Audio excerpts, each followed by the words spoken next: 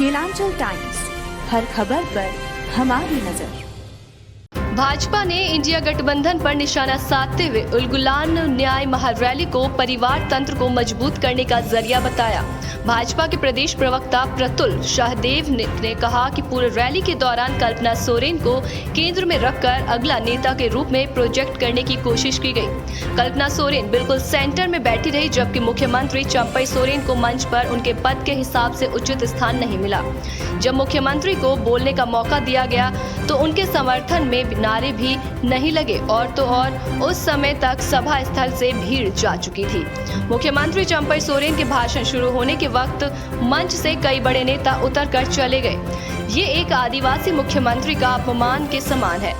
वहीं प्रतुल ने निशाना साधते हुए कहा कि लोकतंत्र बचाने की बात कहने वाले लोगों की रैली में कल सहयोगी दल के सैकड़ों समर्थक के बीच में खूनी संघर्ष हुआ है।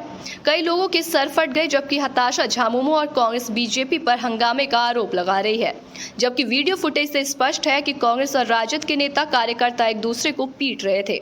उन्होंने कहा कि जो कुछ भी रैली में हुआ, वो मारपीट की घटना हो या मुख्यमंत्री चंपई सोरेन का अपमान, वो परिवारवादी इंडी गठबंधन की सच्चाई को बर्दाश्त है। छिपा नहीं था। जिस तरीके की तस्वीर आई रैली की, तो उसके बाद मारपीट जो हुआ इनके समर्थकों के बीच में, तो अभी मैं झारखंड मुक्ति मोर्चा और कांग्रेस के नेताओं को सुबह से सुन रहा था। उन्होंने कहा कि साहब, ये भाजपा का कर्मकांड था, ये भाजपा प्रायोजित हंगामा था। देखिए, उस रैली की जो सबसे प्रसिद्ध तस्वीर है वो ये है। इस तस्वीर में आप देखेंगे कांग्रेस के एक बड़े नेता और राष्ट्रीय जनता दल के भी चतरा के एक बड़े नेता, एक को कुर्सी से पीट रहे हैं, दूसरा लाठी से पीट रहा है। तो एक कहावत होती है ना देहात में, बेटा बेटी केकरो गोलहते बैठल मंगरो। तो इसमें भाजपा आपको कहाँ दिख रही है? लेकिन है ना कि कल इन्होंने लोकतंत्र की मर्यादा उड़ा दी। जिस तरीके से पहले दावा किया था 5 लाख, 7 लाख, 10 लाख, पता नहीं कितने इनकी भीड़ थी, 1000 में सीमित हो गई, कुर्सियां लगानी पड़ी।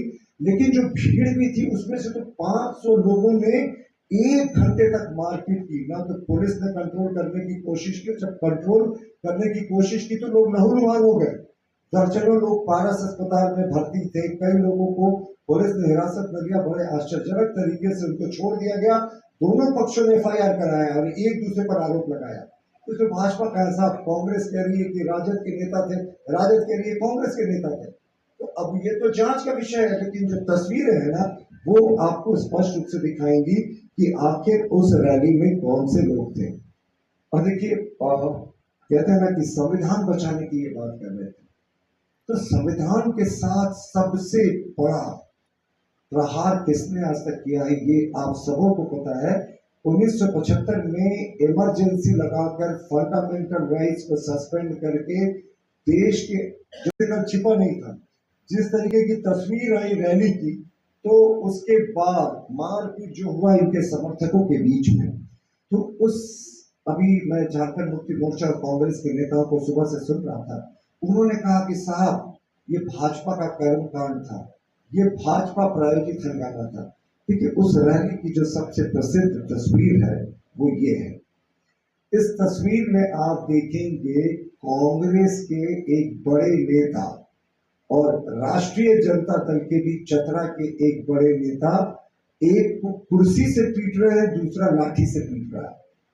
तो एक कहावत होती है ना देहात में, बेटा बेटी